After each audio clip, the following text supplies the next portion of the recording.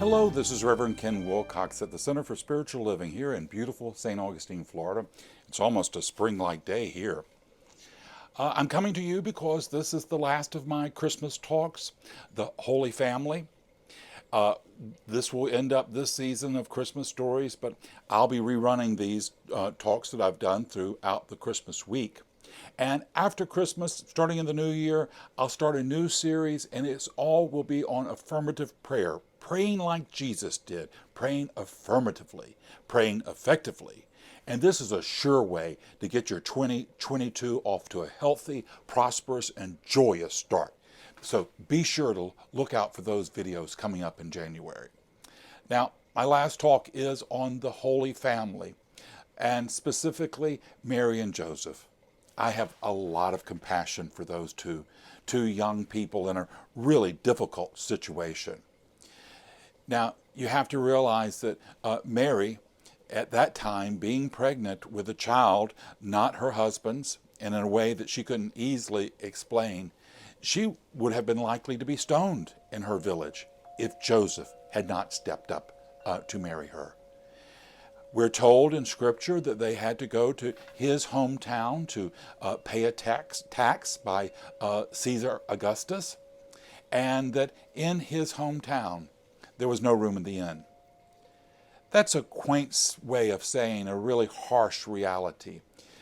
At that time, they weren't inns. There was no Hotel 6 in Bethlehem.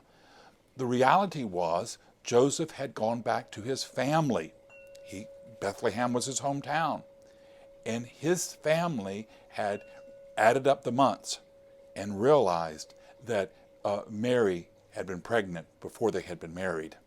And they weren't going to have her in their house. They gave in to their religious doctrine and weren't willing to live through the love of their heart and souls.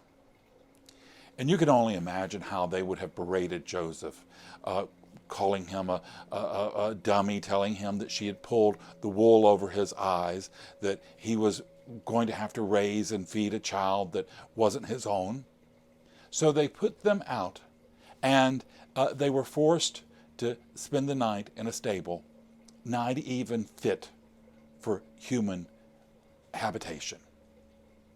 Now, what does this story mean? What can we pull in from this story? Well, for me, the important part of the story is that a better idea can show up in the most unlikely of places to the most unlikely of people. You see, no one expected much good out of Mary and Joseph in their culture at that time. It also reminds me that as we go through this holiday season and we're going to be around young people, family and friends, that we should do what we can to keep our opinions to ourselves. I know I talk to a lot of young people, and sometimes I have to bite my tongue to keep from asking, did you have to buy all the tattoos? Or did you really think green hair was going to be a good fashion statement? But you know what? It's their life, not ours. And life is always a struggle for all of us. So if we can, it's best for us to be encouraging and supportive for them on their journey. And if we have reservations, then we can always take them to Spirit in prayer, because that's a place where they can do some good.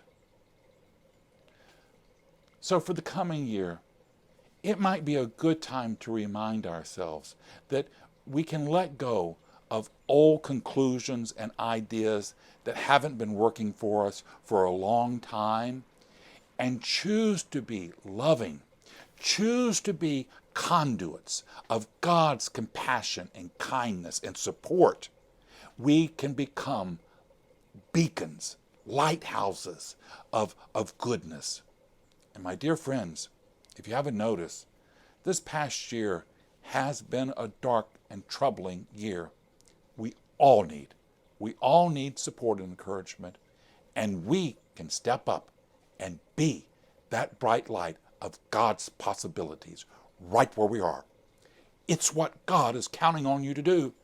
And Spirit has never been disappointed in you for one moment. You have it within you to be that bright light of God's love and joy and compassion right where you are. This is the truth in your life. It's the truth in mine. And so it is. And this is Reverend Ken wishing you the very best of the holidays and a joyous New Year. Until we see each other again, many blessings.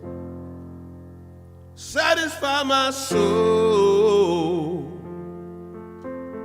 Let the new day begin. Let the evening roll. Let the big sky in.